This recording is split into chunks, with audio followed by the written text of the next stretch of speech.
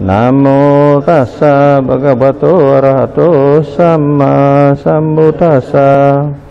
Namo tassa bhagavato arahato samma sambuddhassa. Buddhang saranang gacchami, dhammang saranang gacchami, sanghang saranang gacchami.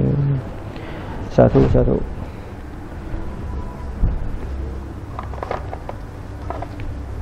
Today we study about four frames of contemplation.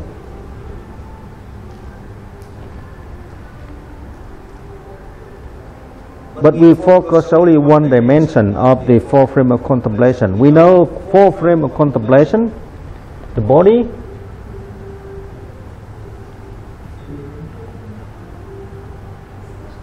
the feeling, the mind, and the phenomenon.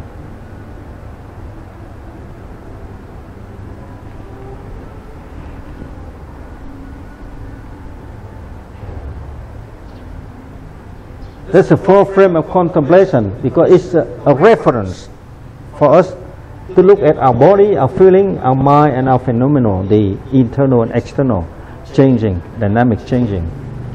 But before we go into this one,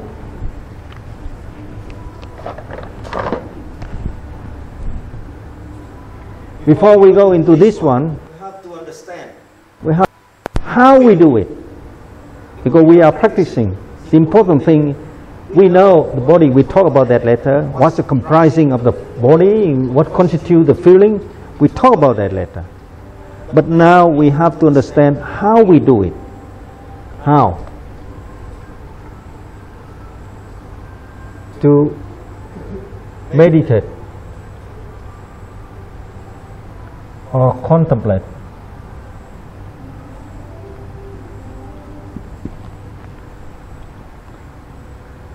The first step, the basic step, is observation.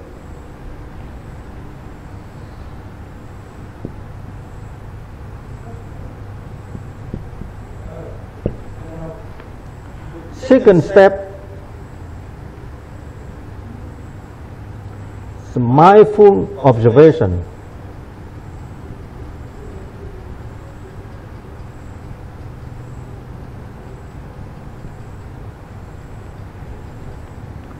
And the third step, alerting, observation.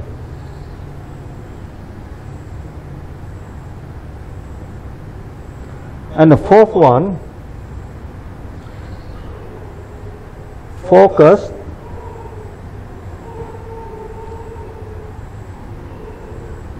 or analysis. Observation.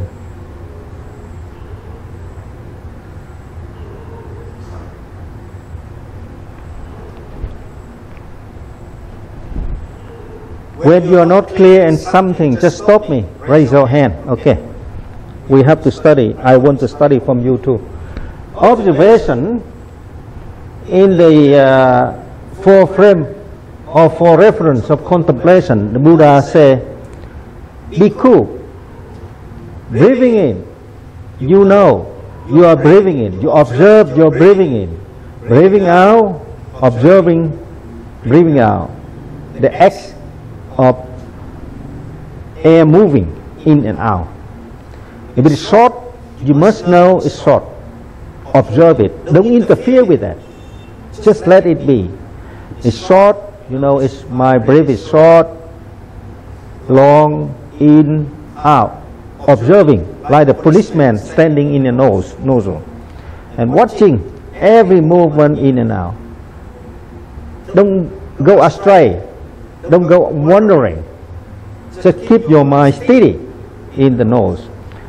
Observation is an act of a policeman watching the traffic. In the cross intersection, the police watching.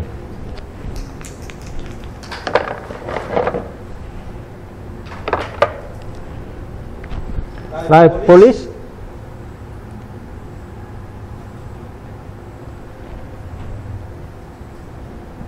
just standing there, standing steadily, and eye, ears, nose, keep watching. Traffic in, out, left, right. No, knowing that they are moving. The air coming in, the air coming out. Short, long, you have to know. That's a policing act, observation. That's basic. Why we need to do it? Because our mind keep wandering. So the act of observation, policing act is steady mind, fixation of the mind.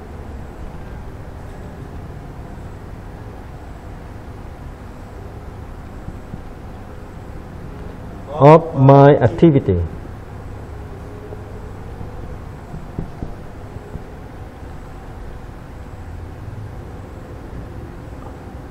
Reduce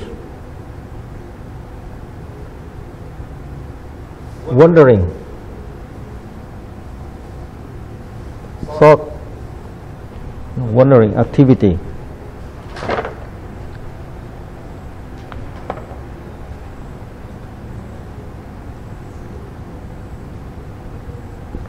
So observation actually is we are acting like policemen, and it has only function. Number one, reduce the wandering activities in our mind.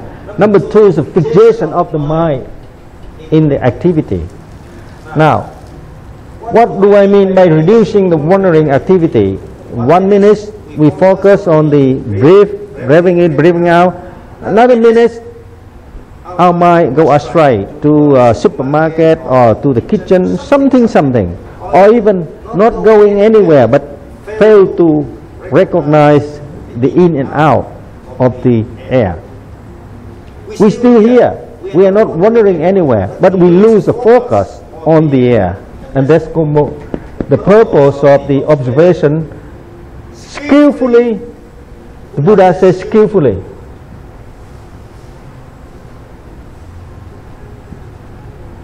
So in order to have a skill level, you have to develop the conscious observation to reduce the wandering activity. And the second one is fixation of the mind in activity. The mind activity is like the monkey. It goes from one tree to another tree, one branch to another branch. We keep doing it. So the Buddha, by analogy, he said very simple. How do you keep the monkey sitting? Give the monkey banana, and it sit down, eat the banana, because it like banana. The monkey like banana, so give the banana to the monkey. The monkey will sit down.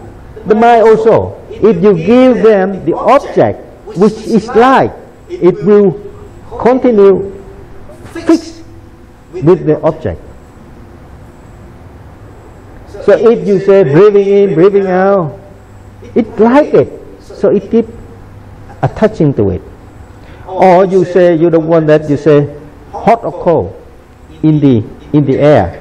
I just want that. I don't want in and out. I just want to observe when it's hot, when it's cold. Okay, it's just the object of the observation.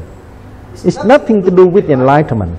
It's just an object for you to reduce the wandering activity and fix your mind in the activity, in one object. Here should say mind's object.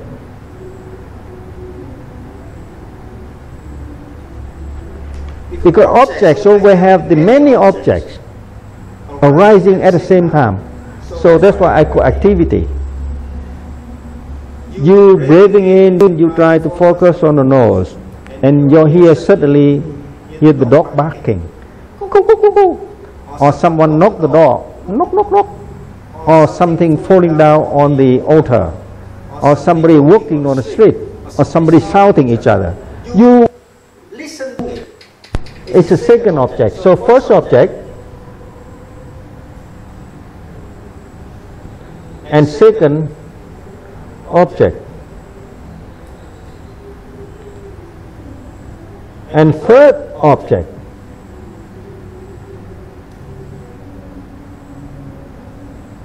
and too many objects, n object. At the same time, you're sitting here. Your ears listen to me, your eye watching the world. But your ears have a capability, not just listening to me, but also hear the dog barking, hear the music, you see, at the same time. So it's the third, second, and objects. But your object is here. So technically, you are moving from the first object to second object to a third object. The observation skill is enable you or empower you to stay fix your mind with the first object, at the same time recognize the existence or the arising of a second, third, and fourth object. At the same time, you still know there's a music, but you keep focusing in your breathing in, breathing out. That's the first object, we call primary object. The Buddha teaching is only on the nose. He said, watching your breathing in, breathing out. But after many years in the Buddhist development, some very clever, like the Mahasi, and he's a great master, he said, I cannot focus on my nose, but I can focus on my abdomen, arising and falling. I can see it. So he developed the new method. To implement this one, he not introduce anything new in contradiction with the Buddha teaching.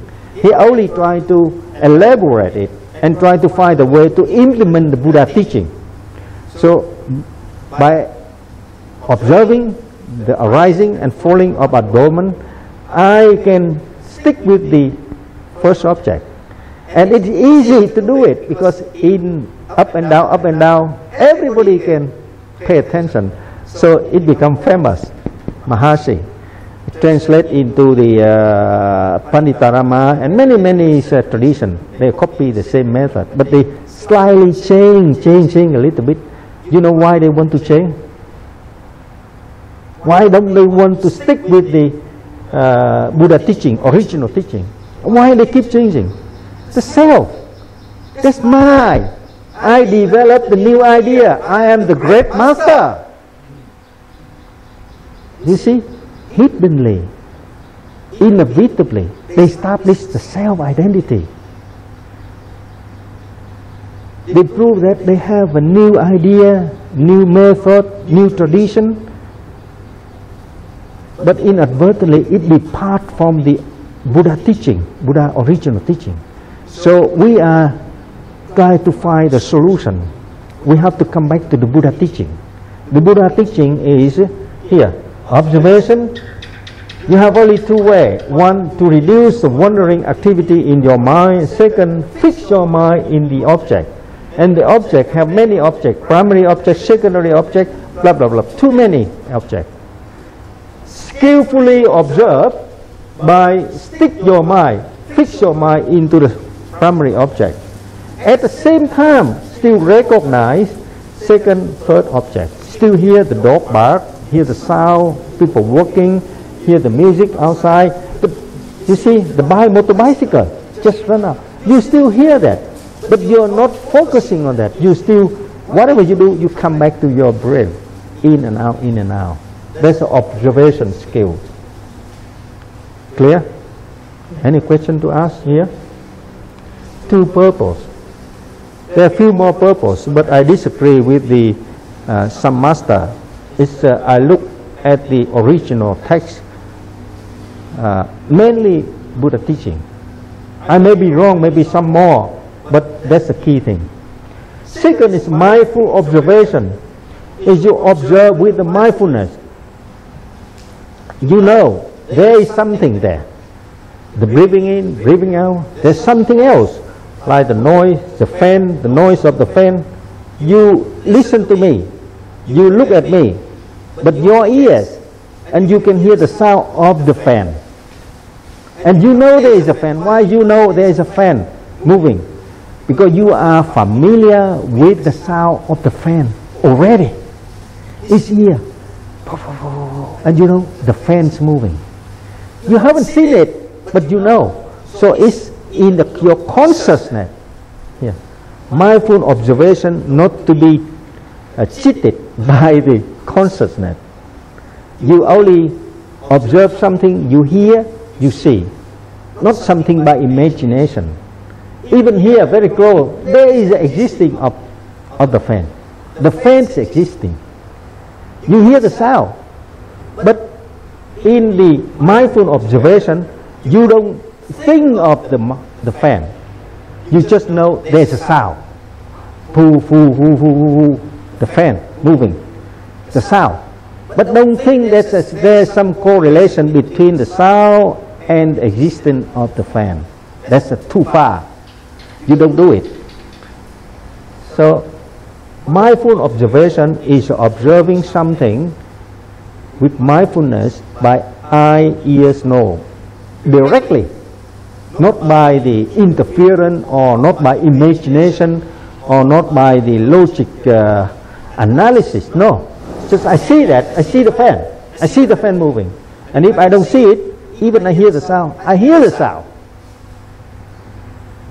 Sound can be heard. But the moving must be seen. So don't mix up between the two. That the mindful observation is every step we do, we have to be cautious on our breathing in, breathing out. No matter what it is. The fire burning, some people die, dog die, dog barking, or even snake, we are not running. Calmly, cautiously, mindfully observing the breath. Okay, in, out. And the third one is alerting observation. It's a higher degree than the mindful. Mindful is just aware of something exists. The sounds exist. The breath in, out, short, long, hot, cold exists. We know. It's just mindful. Not just unconsciously breathing in and out. Like naturally we do it without consciousness, without mindfulness. We just breathing in, breathing out. But now we are practicing meditation, so we have to focus our mind on the object. It's mindful. And when the mind wandering, we know it's wandering. Take it back. Come back to my nose. Watching it. The first step. Alerting stronger. When you're moving out of this primary object, you know. And when it's hot, you know it's hot. Cold, you know it's cold. Here, only the mindful, there's the existence of the object. And the fourth one, you focus and analyze the object. Deeply engaged. Like sinking in the ocean or in the swimming pool. You got a feeling when you jump into the swimming pool, hot or cold, you know the water. Because you stay in the swimming pool for a while. Likewise, when you do meditation, breathing in, not just be aware that the air just coming in, but also mindful that the air coming in short or long, and I'm following it. Not just one breath, 2, 3, but 5 minutes, 10 minutes. Stay as long as I want. In, out, in, out. I keep following it. My mind or the policing act keep watching any criminal car or any car violence with the traffic rule. I keep watching it seriously. And also, at the first step, I see the car, the plate number, the driver, the manner is dry, too dangerous, reckless, I stop it. Or I suspect that there's some criminal activity in the car, I stop it. This one more focused, deeply engaged in the breath, hot or cold, long or short, hard or soft. All the four elements, earth, water, wind, contained in the air. Hard or soft, you know, you feel it. Hot or cold, you can feel it. Today we learn only about the skill observation, how to meditate, how to contemplate. We are not talking about the four frame of conference, because we need a tool before we can go into the analysis. You need the kitchen, you need the gas oven before you can cook the meal. And here I give you the sword or the knife to cut vegetable. And here many ways you can skin the cat. In English they call skin the cat. Many ways to understand the problem, many ways to apply the Buddha teaching.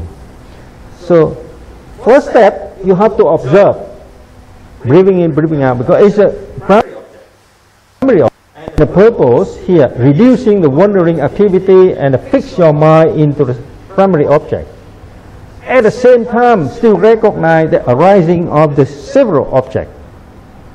But you are not fixing your mind on a several object. You're fixing your mind on the primary object. And then mindful, you know that there's the object. You are not just because the second object, the dog barking, and you lose focus on your breath. Keep focusing on that. And a third one, alerting. That means you know, because the music is so excited, you lose your focus. That's alerting. Come back quickly. Focusing. And the fourth one, not just breathing in, breathing out, but also know it's hot, cold. I force it to have a long or short breath, or hard or soft. Deeply engaged in the one activity. That's the first step. Later on, when you get into the phenomenon of the Dhamma contemplation, we will learn about how to contemplate arising and falling of one thought. It comes even, say, you're breathing in here, and at the end of breathing in here, beginning, the end here. One breathing in. How long? Maybe 10 seconds. 10 seconds. In, beginning, end of the air. You think it's only one air continuously? No, it's something like this. Arising, falling, arising, falling, arising, falling continuously. And we cannot recognize until we practice these things. We have the power to recognize the arising and falling of one air. It's million arising and falling. And once you see it, you just enjoy it. You just enjoy it because it's just amazing. It's very quick. But when you get into the Sotapanna, you want to get into the stream entry. Some point here, suddenly no more. You stop, you don't observe the arising and falling, it's just empty. And you see everything clear. Because everything, the Buddha teaching precisely and very proper, simple for everybody to understand.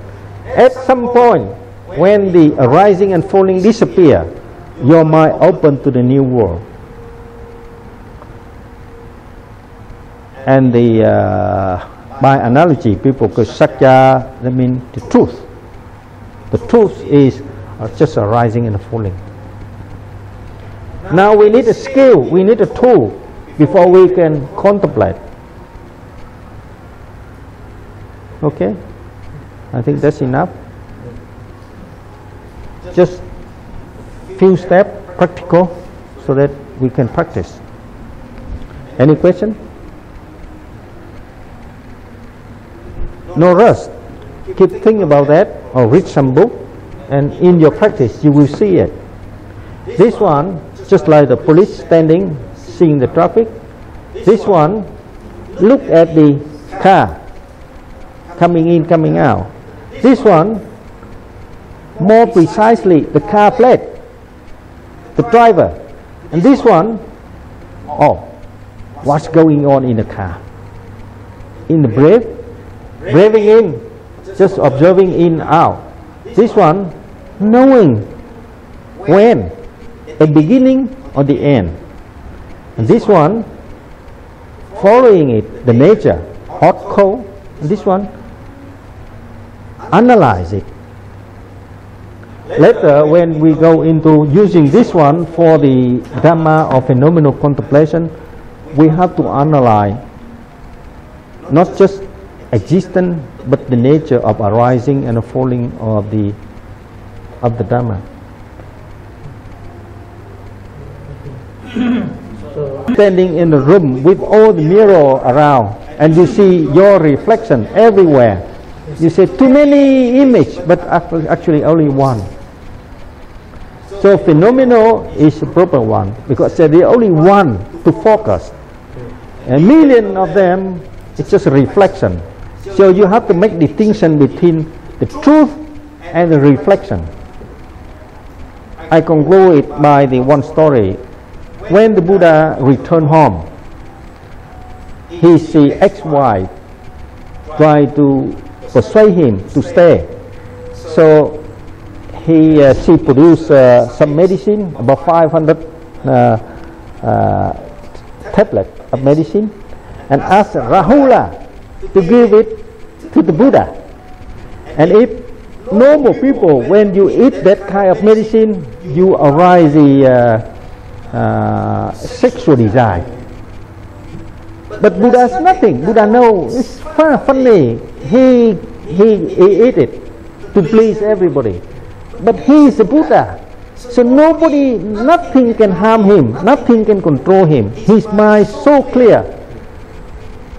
But later he told the Ananda, look, that is the poison, as is the medicine to induce or to provoke sexual desire. Only me can cope with that. Nobody. Even the monk, if you eat that kind of thing, you have an urge, a desire to have sex. But to Buddha is nothing, rubbish. So you see the point? So he's fixing his mind.